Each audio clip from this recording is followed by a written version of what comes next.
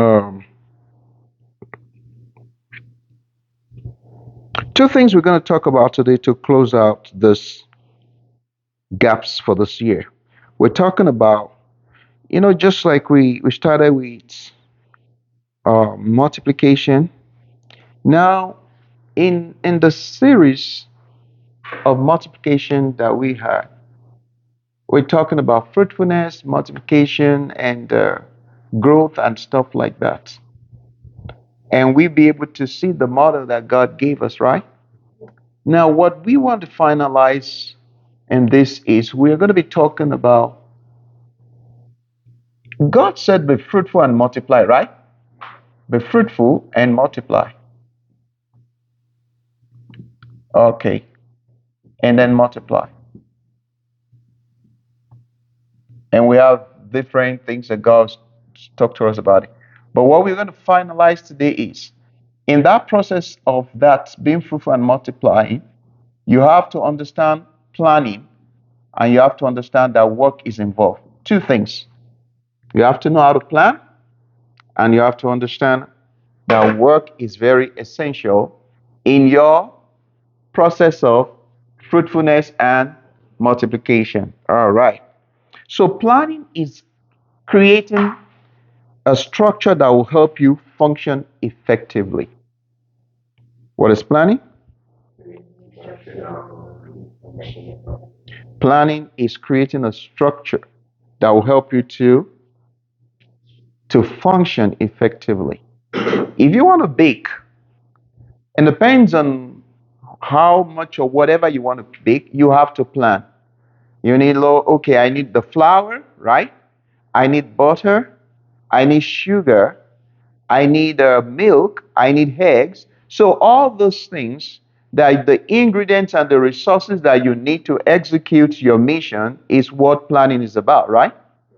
And in this journey of becoming fruitful and multiplying, there's going to be series of planning. Your mission is to be fruitful. Your mission is to multiply, right? You have to plan. You have to plan. Luke chapter 14, verse 28. The power of planning. Luke chapter 14, verse 28. The Bible states, Jesus was talking. Luke chapter 14, verse 28. For which of you intending to build a tower, did you hear that? Which of you intending to do what? Build a tower. So this mission is to build a tower, right?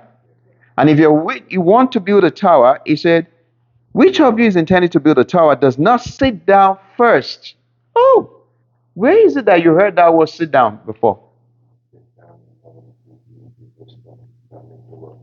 Okay. Well, we're on a journey. Thank you, Holy Spirit. See, listen to me. In Luke chapter what? 14, verse 28. So Jesus Christ said, which of you planning to do what? Build a tower that you will not do what first? Sit down. Sit down first. What is it? Sit down first. Why do you have to sit down? Let's say, according to Jesus, and count the cost. Counting the cost, what does that indicate? Huh?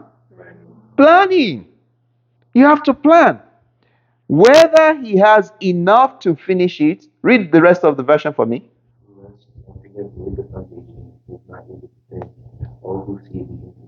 Oh my God. Is it less? After he laid the foundation, because he didn't count the cost, he's not able to finish. And then everybody look at him and say, this is ridiculous, and mock him. Hello? Come on, come guys, come with me. Jesus said you have to sit down first because you want to build what? A tower. And this word sit down is so close to our heart, right? God told us to do what? Sit down until. Okay, so when God says sit down until I give you the wisdom, what is He doing? When you want to look at it from the perspective of what Jesus was saying, what was God trying to tell us when He says sit down first until I give you the wisdom that will make the world to hear you? He wants us to sit down to be able to understand the cost, to be able to lay the foundation of the journey that He's sending us to. You see? It's not playing. Jesus Christ said, you want to do something, you need to sit down first. When you sit down, count the cost of the tower that you want to build. Plan. No, in part of the planning also require that you become educated about the journey. Do you understand what I'm saying? That's part of the planning. I'm going to need a degree in engineering concerning the future that I'm trying to accomplish, right? I'm going to plan. I need education. I need resources. So Jesus says so that you will not lay the foundation and at the end of the day you can't finish it because you didn't count the cost. So God told us, sit here until I give you the wisdom that will make the world to hear you. He said God is a God of principle. What is the second thing He talked to us that has to do with sitting down? Somebody's going to win a prize, so. There's another thing He said, sit down. If what is it that God has told us, revelation for us in this ministry that has to do with sit down? Yeah, that's the one. You say it. Sit down until I give you the wisdom that will make the world to you. This one. There's another one. Someone is going to win something, I want you to think. We say it. That's why I say I don't want you to just say those things. Understand them. No, it didn't talk about sit down there. But yeah. But this one, it talked about sit down. Oh my God. I told you. I'm happy. God is we just opened and God started speaking to. That's a confirmation that what I told you is my process of doing things. Jesus was telling them, which one of you will not sit down first? The same word God told us, He says, sit down until I give you. All right, since nobody knows it, because I'm going to go to later today and buy myself something for remembering it and, and just have fun and just enjoy that God is really so good. I'm going to give you like 5 seconds to remember it. There's another statement God has given to us that has to do with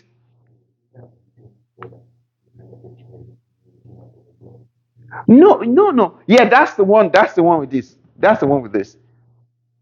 Oh, come on. You don't need to forget that one. That God, okay, what other things that God has said to us that has to do with you have to sit down?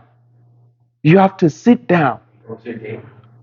Yes, you have to say your brain and your mind are in your head. They are real. The best life you would live is the one you sit down to craft.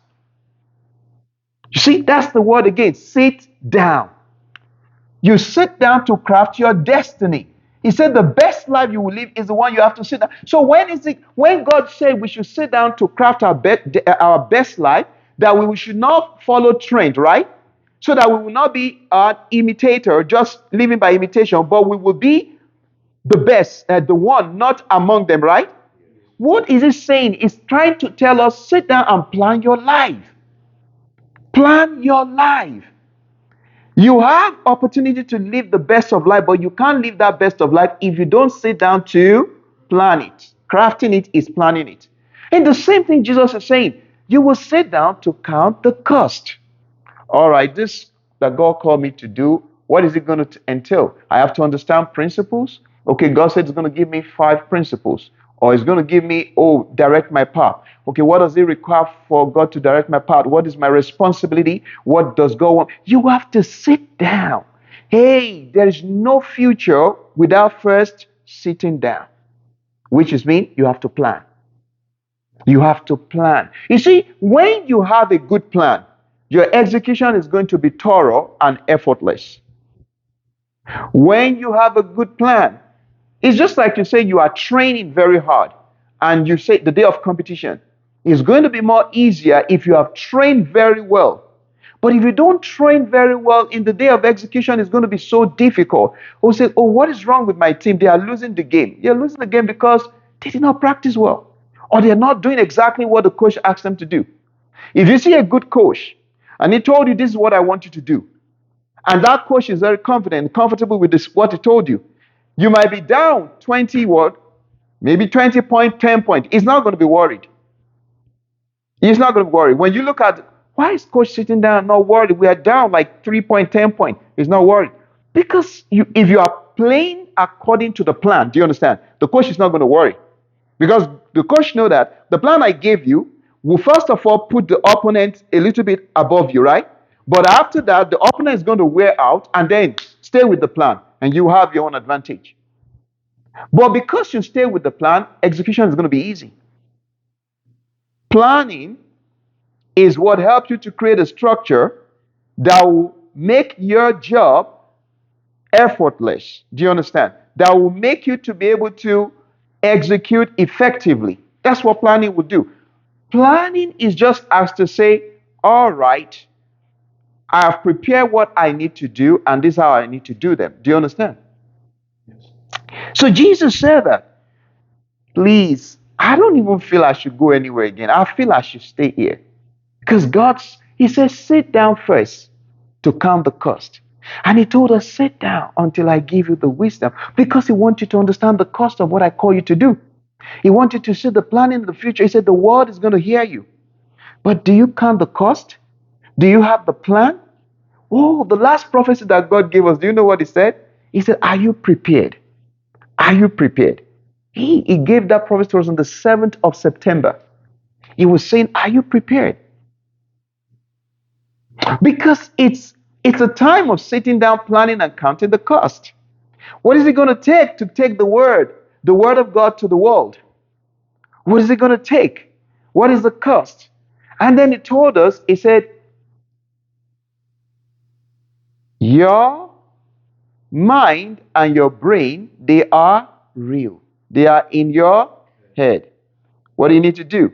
He said, the best of life you will live is the one you sit down to craft. He said, do not follow trend. If you follow trend, you'll be living a life of imitation. He said, but if you follow trend and you live in the life of imitation because you didn't sit down to craft the best of life that is available to you, He said you will not be the one. You will just be among them. And God wants you to be the one. But to be the one, you need to sit down and plan.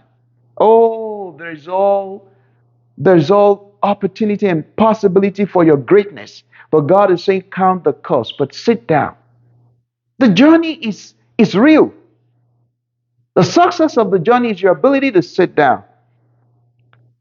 All right, so the power of planning. This principle emphasizes planning before action. Okay? Planning before action is what? Sit down to count the cost. Whether it's relationship, career, purpose, or overcoming challenges, careful assessment is essential. Planning helps you understand the cost, time, effort, resources before committing to this journey. Do you understand that? Yeah. So why planning matters? This is the reason why planning matters. It gives clarity about the mission. Planning gives me what? Clarity about the mission. Planning helps you anticipate obstacles and prepare solutions. I will know what I'm going to come against because I'm building this tower. Do you understand? Planning helps you prevent wasted time and resources. I know what I should not waste my time on, okay?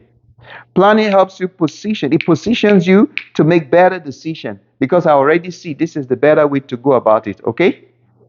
Now, just imagine the power of long-time planning. What if you could clearly see where you will be in 5 to 10 years? If you can plan your life and coordinate it that way, you will not waste time.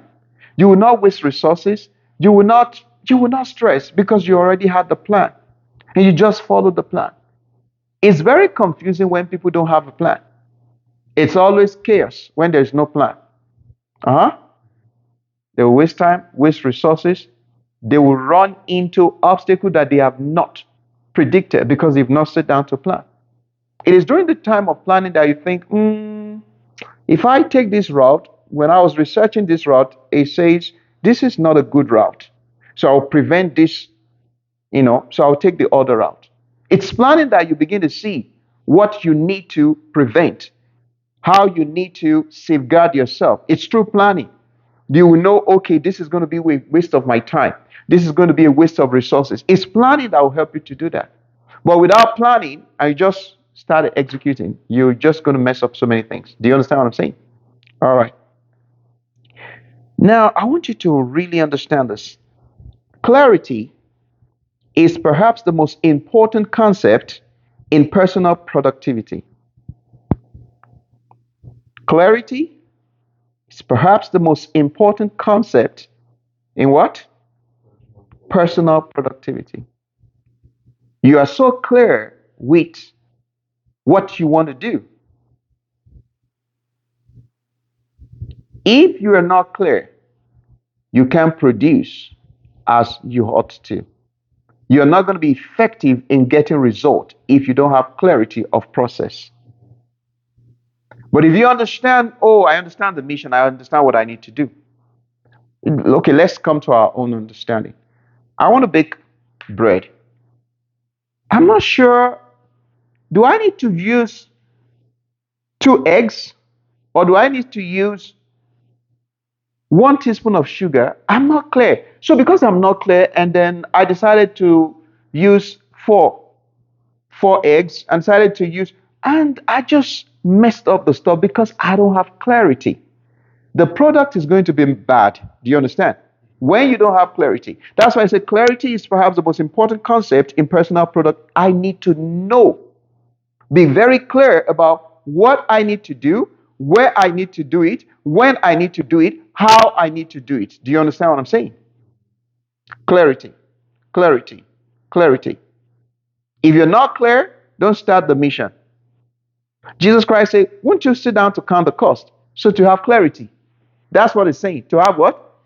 Planning gives you clarity. Planning gives you what? Clarity. Okay, I'm going to spend 1 year to do this thing, or 2 months, or it's going to take me 3 months, and then it's going to cost me this much. Then it's going to take this effort of labor, and it's planning. Planning. Now, the number one reason why some people get more work done faster is because they are absolutely clear about their goals and objectives, and they don't deviate from them. The greater clarity you have regarding what you want and the steps you will have to take to achieve it, the easier it will be for you to overcome procrastination. Why do some people get their works done faster than others? Because they have clarity about what they need to do. That's how you will not waste your time once you're clear about what you want to do. So, this thing that I quoted is from the book called Eat the Frog. I think it's Brent Tracy. That's the author of the book.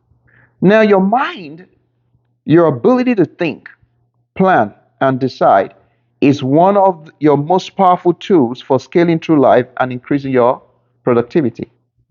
Your mind, your ability to think, your mind, your ability to think, plan, and decide is one of your most powerful tools for scaling through life and increasing your productivity. How do you think? How do you plan? How do you make decisions? It's very important in your journey in productivity. Do you understand? Your ability to set goals, make plans, and take action on them determines the course of your life. The very act of thinking and planning unlocks your mental powers, triggers your creativity, and increases your mental and physical energies. You must think, plan, make decision if you want to be productive. You must think, plan, make decision in order to be very productive. Decision and strategic planning. See, every choice we make shapes our future. It's very important to pay attention to that. Every choice we make shapes our future. Whether it's a small habit or a major life decision, our action determines the quality of lives and the success we achieve. To make sound decisions, especially in complex situations, effective planning is essential. Effective planning is very essential. Maybe complex situation or whatever, you must plan effectively. So let me give you an example. The United States Army or United States military, they have a process they called military decision making process, MDMP. MDMP, military decision making process. Why do they use that? They use that to navigate high stakes decision with millions of personnel, billions in equipment, and global responsibility. A structured approach is not optional but vital. How do you make decisions when you have billions of equipment, millions of employees, and you're making dangerous decisions, and you don't have a decision making process? So, how do you come every time to make the right decision if you don't have the template to make the right decision? So, the military has what we call military decision making process, MDMP. And I'm going to talk to you about just three out of it. It's 7 steps, but I'm going to just mention 3 steps. So, this process is a powerful example of how clarity, structure, and intentionality can lead to effective outcomes in the most demanding environment. Everywhere the military is going to conduct mission, they have to do MDMP.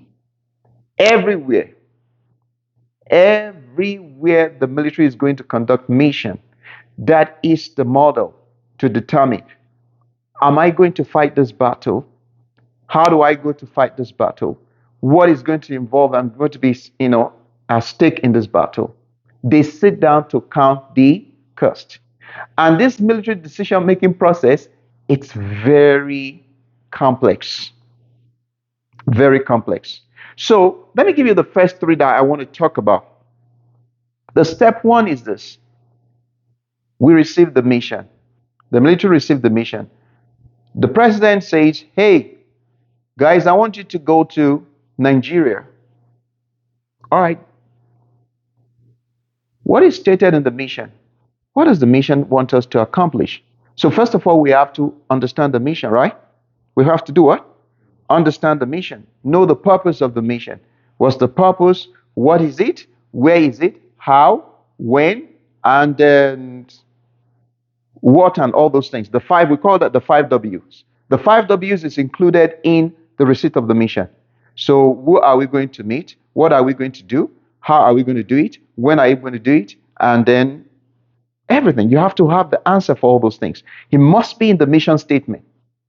It must be. That's one of the first things they will teach you as an officer. This mission, military decision-making process, you must be able to write. If you're asking somebody to, even if you want to send somebody to go and bake bread, you must use this template.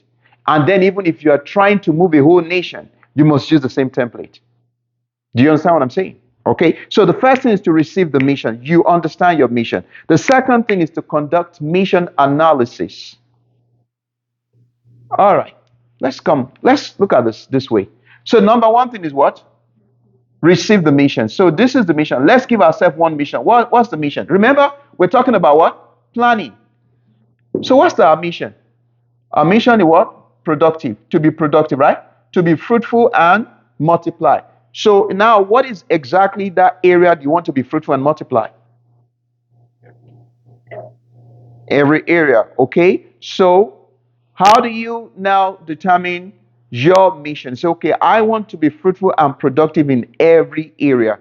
Okay, so that's your mission. So the second thing is called mission analysis. Okay, you want to analyze that mission. How am I going to analyze my mission? What is it? You can only analyze what you understand. You can only analyze what you understand. Okay, so analyze your mission for me. You said your mission is what? To be fruitful in every area. Analyze that for me. What does that mean?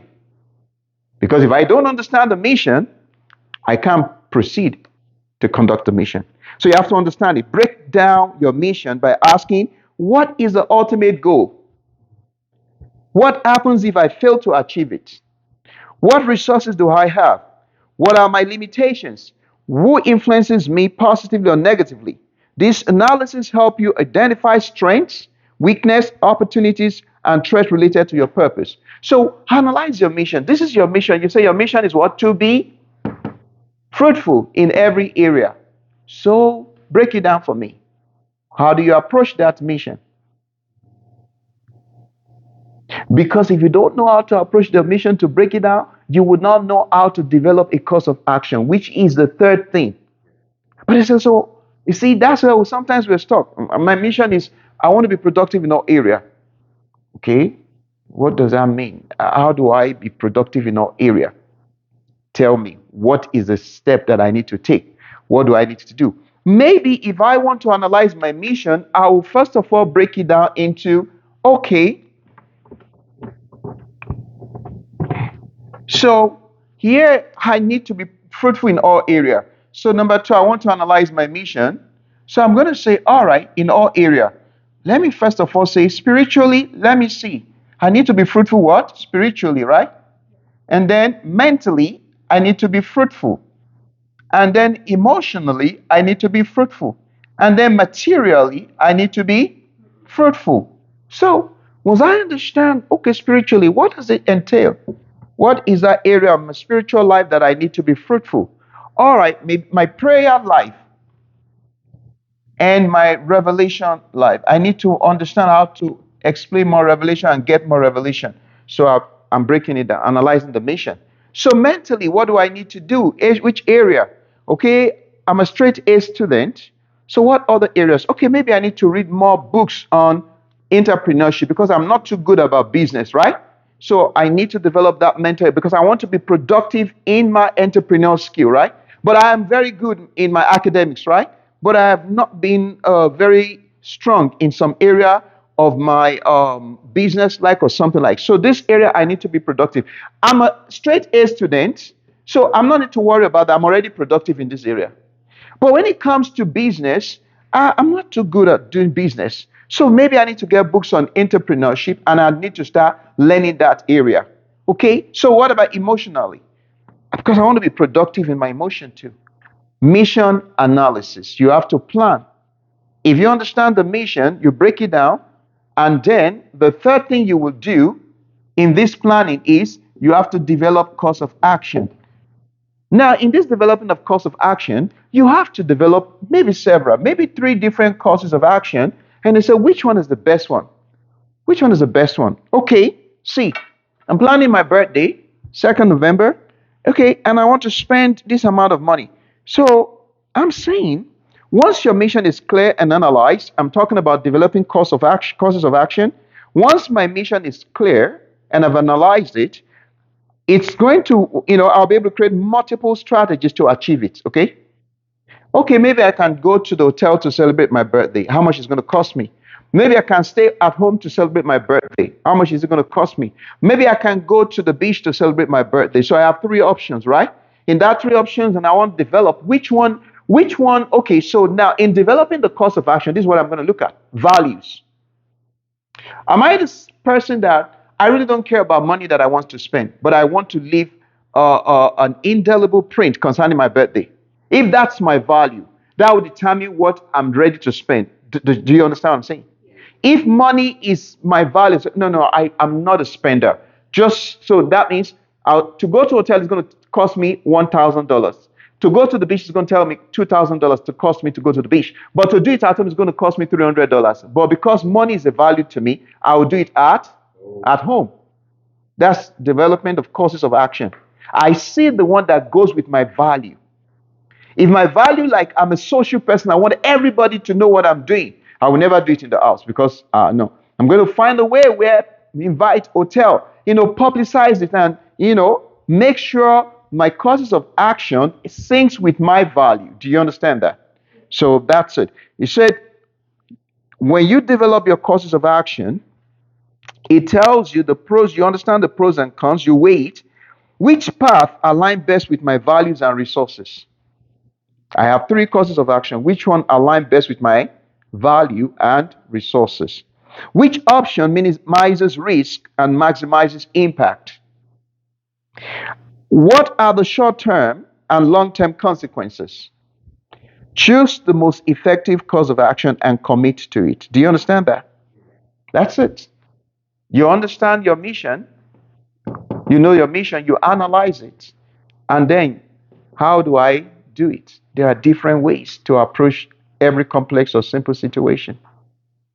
Planning is important. Planning helps you to be able to execute the work successfully. And then you can also plan by understanding how to map your goals in the calendar. So you have the daily planning, weekly planning, monthly planning, and yearly planning. Do you understand? Yeah. So you know what you need to do every day. Hey, on the 2nd of November, this is it. This week, what I want to accomplish this week. Week 12, week 13, week 14, week 16. That's what I want to do every week. These are the plan for the rest of the 52 weeks in the year or 54 weeks in the year. And monthly, these are the things that I need to achieve. I've already planned. My month is always going to be based on this. From January to December, my book plan and my Bible reading plan is there. This is how many chapters I need to read every month so that at the end of December, I'll finish reading the Bible once or twice or three times. Planning. If you don't plan and you want to finish reading your Bible, you say, oh, I didn't schedule to read it every day or every week. And I just started in January, just started reading, but I don't have a plan. So in February, say, oh, I didn't even know where I stopped when I read last because you don't have a plan. I didn't even know where to start from. There's no plan. Plan helps you to break it down into bit and piece, and you can follow it and get to the end of it. Do you understand? So there's monthly and yearly priorities and project and routine planning. Do you understand? And there is a long-term planning, like 10 years, 25 years, which is your financial planning, your career planning, your education and family. Okay, in 5 years' time, I'm expecting the family to be here in this place or to be have relocated to another place. In 10 years, I'm expecting the family to have done this and done that. You plan. Plan help you to see a clear picture of the future you're heading to count the cost, to see what is required of you to accomplish that purpose. All right? Okay. So let's quickly go to the second thing, work. Now I said I'm going to talk about two things, planning and work.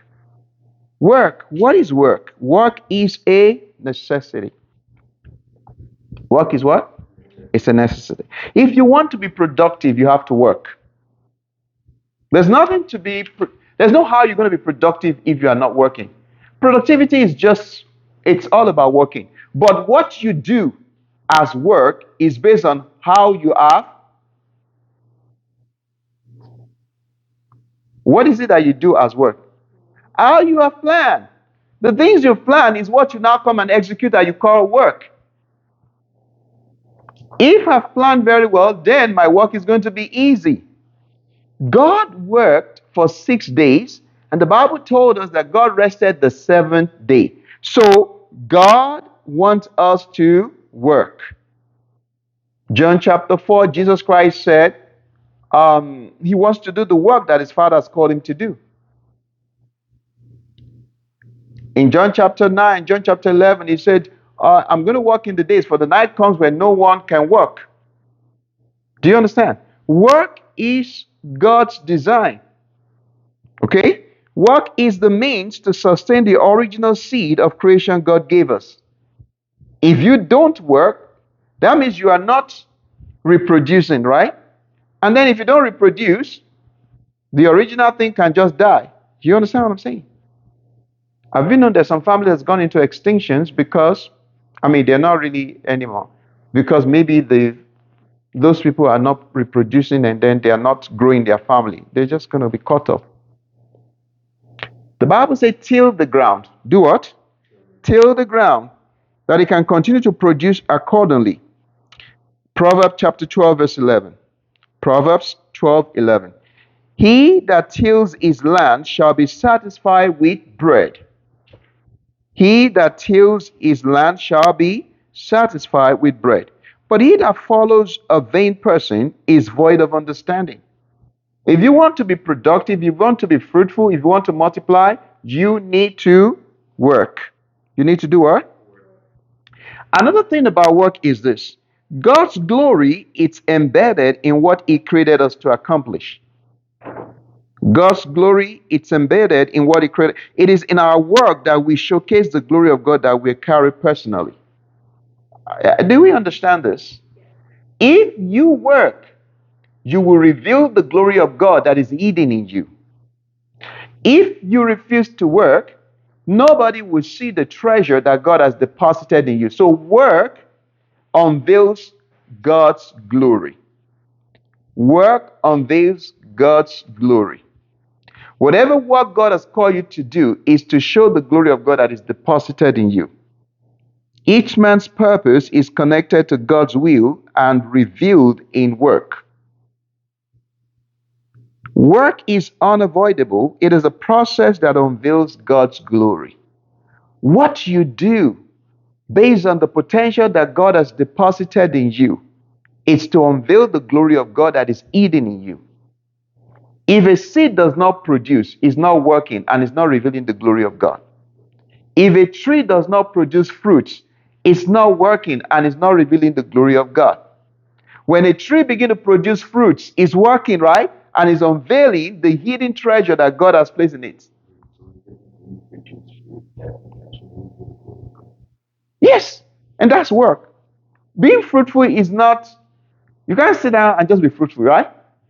Do you think you can sit down and just be fruitful? No, you have to work. You have to work to bring that fruitfulness out.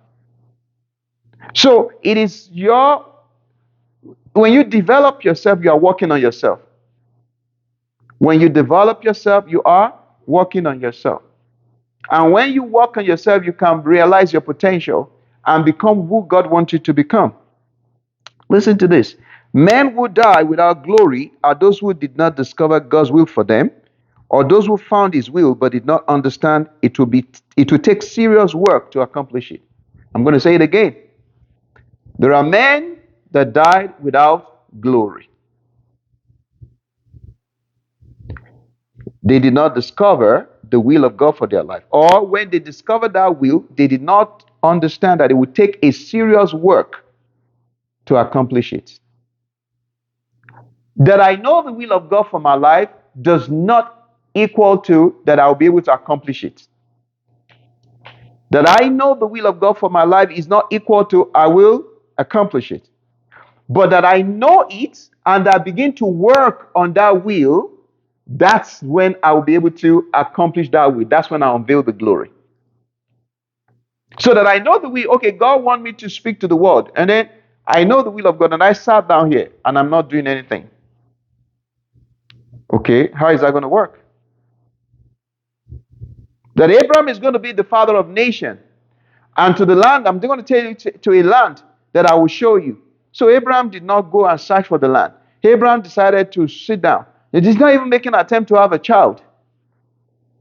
How is he going to be father of nation when he's not working on what God's promised?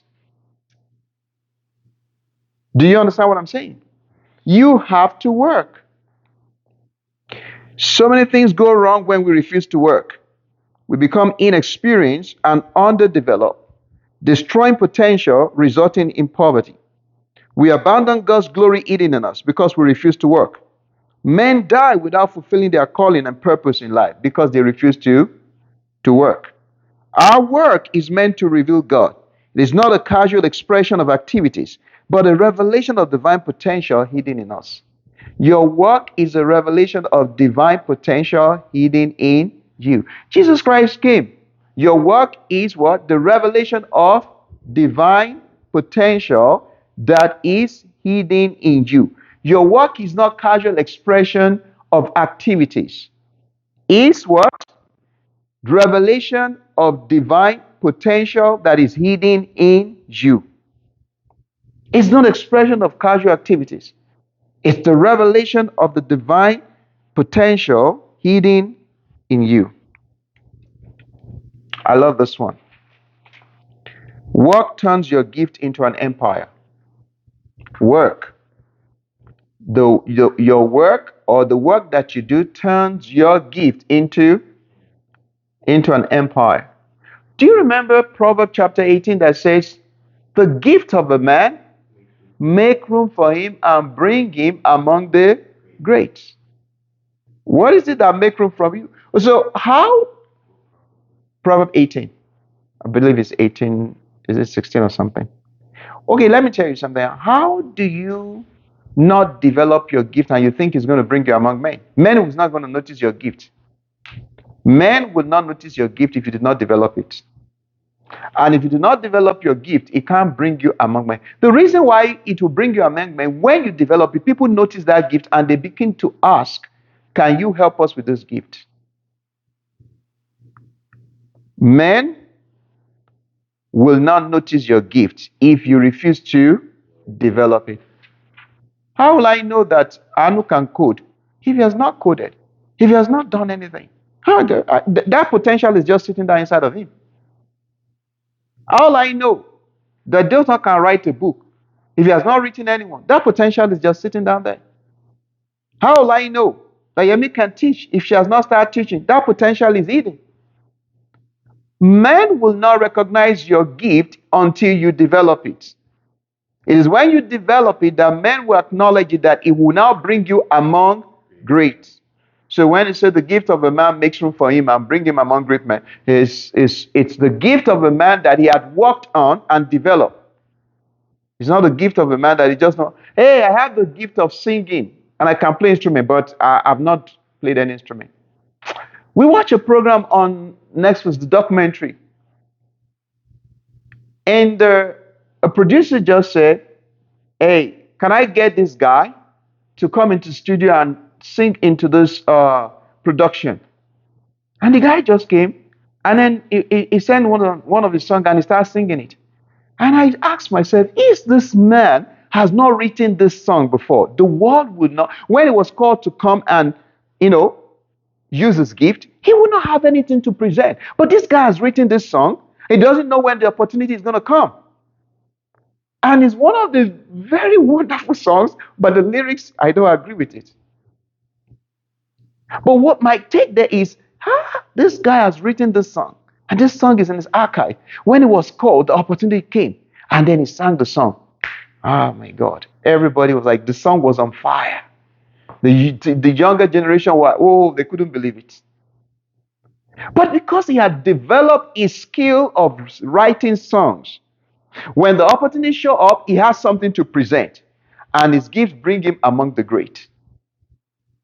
The crowd he was singing in front, he would never have been able to pull that crowd by himself. But his gift brought him among them because he developed the gift. He worked on his gift. The Lord said to me, work on your gift. Write this thing down. I'm telling you what the Lord said to me. Work on your gift until it becomes the production center of your life. Work on your gift until it becomes the production center of your life. Don't play with your gift. You don't understand what God has deposited in you. Work on your gift until it becomes the production center of your life. You discover that majority of this big conglomerate or big empire, it's one thing, the main thing, there's one main product that they have that developed and spring into so many things. That main thing is what they was really focused on. How many gifts does Beyonce, how many big does she have? Only one gift. She can sing. That's all. That's all. I don't think she writes her songs. Of course, she doesn't write her songs because you see, we know people that wrote those songs. They have shows too. They'll say, I wrote this Beyonce song, and Irreplaceable on all those songs and Halo were written by people. But somebody can sing. That's her gift. But she's not the one writing the song. And then she started learning choreography and dancing. But that one gift of knowing how to sing created room for her, build an empire for her. Do you understand? In Proverbs chapter, you say, work on your gift and create an empire. Proverbs chapter 24, verse 30. Let me read this for you. Proverbs 24, verse 30. It said, I went by the field of a lazy man. The man that does not work on his gift. Lazy man. And by the vineyard of a man devoid of understanding. And there it was, all overgrown with thorns. Its surface was covered with nettles. Its stone walls was broken down. Verse 32. When I saw it, I considered it well. I looked on it and received instruction.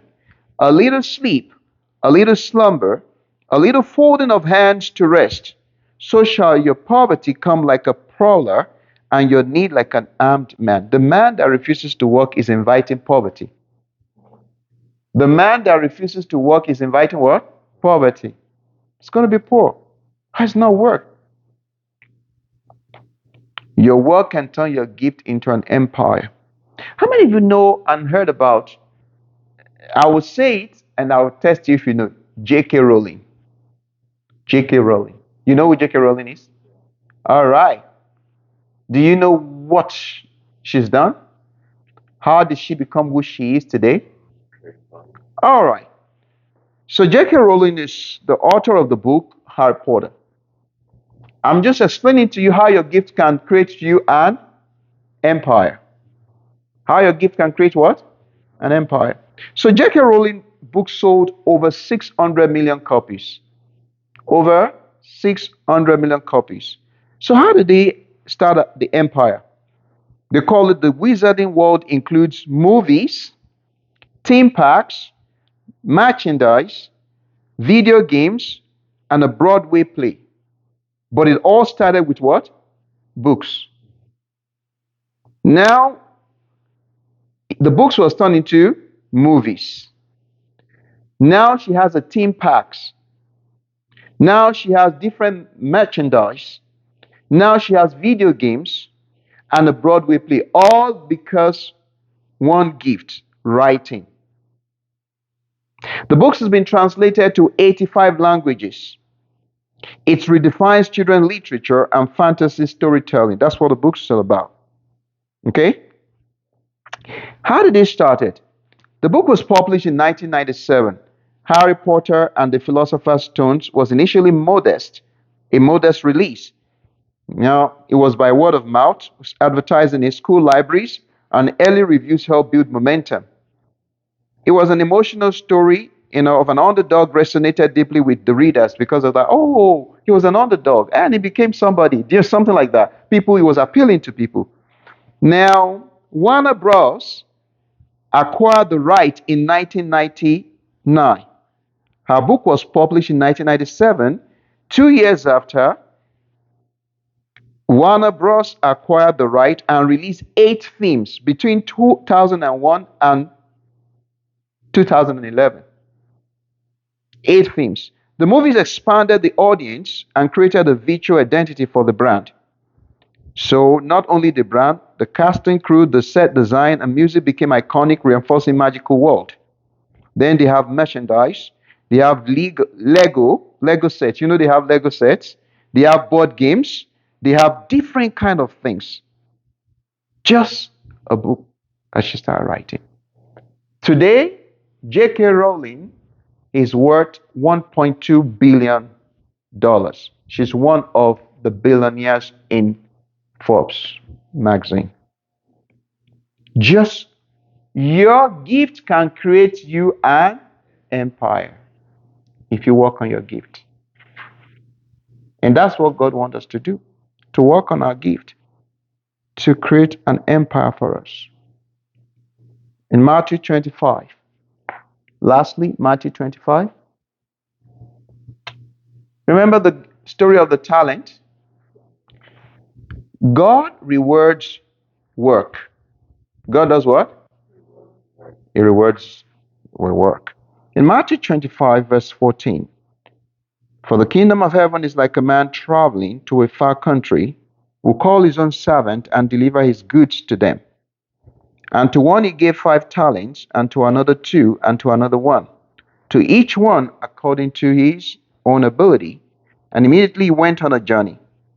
Verse 16, then he who had received the 5 talents went and traded with them. That is work. He went and do what? Traded. He went to work. And made another 5 talents. And likewise, he who had received 2 gained 2 more. That is work, to be able to reproduce.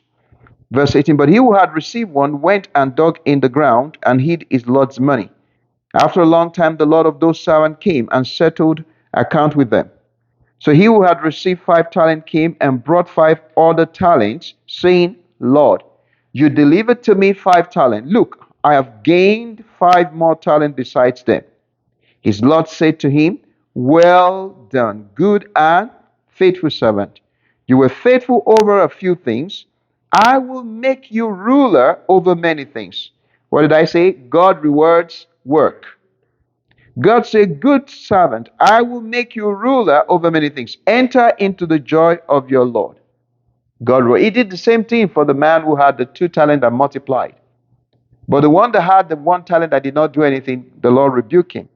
And in verse 29, see what it said. For to everyone who has, more will be given, and he will have abundance. But from him who does not have, even what he has will be taken away from him. God wants us to work because God will reward your work. He wants us to work. That scripture tells us God reward works. I gave you 5 talents, you traded with it, you have more 5. Good job. And I'm going to give you to become ruler over city. That's God's perspective about work, okay? Because the one that had 1 talent went to bury it, which means I'm not going to touch it. I'm not going to trade with it. I'm not going to do anything with it. I'm just going to leave it there. And that's what he did. And when the Lord came, he was furious with him and took that one from me and gave it to other people that really had. Productivity and multiplication is not an option. God called us to work and be productive. And you have to plan and you have to work. So, this morning we've talked about the power of planning, which is to create a structure that helps you function effectively. We talk about decision and strategic planning, which helps you to understand, analyze, and simplify your mission. And then also, we talked about work, the purpose of work. God wants us to work so that we can unleash the glory of God that is hidden in us, okay? And then you can, if you work on your gift, you can turn it into an empire. And lastly, God does what? Reward work. All right. Did you learn anything? All right, let's rise up on our feet. Father, we thank you for today. We are so blessed because we have